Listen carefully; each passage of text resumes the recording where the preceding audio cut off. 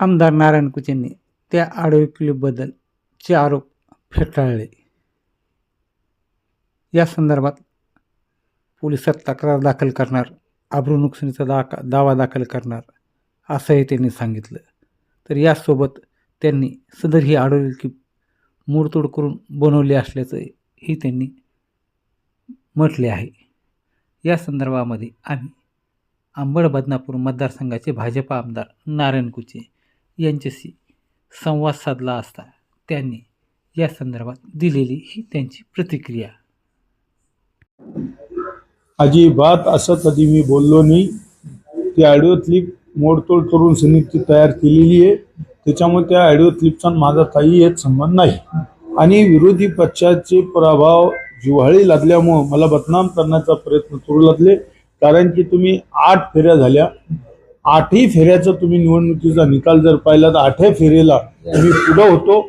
त्याच्यामुळं मला बदनाम करण्याचा प्रयत्न केला. आणि काय झालंय की विरोधीवाल्याला कुठेही चारा नाही लागला. सगळे पक्ष उभा होते, मित्र पक्ष असेल, सगळे पक्ष, म्हणून त्यांना वाटते विजय कसं झाला हा त्यांची जिव्हाळ लागला. भारतीय जनता पार्टीच्या उमेदवाराला विकासावर विचारावर लोकांनी निवडून दिलंय.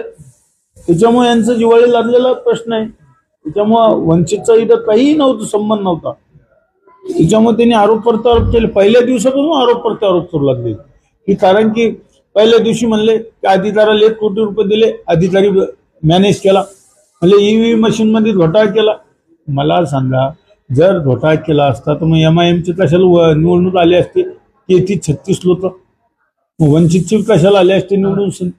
म्हणजे पूर्णपणे बदनाम करायचं कसं भारतीय जनता पार्टीला आणि नारायण कुचेला हे सर्वस्वी चालू आहे. म्हणून या सगळ्या ऑडिओ क्लिप माझ्या षडयंत्र तयार करून केलेले आहे.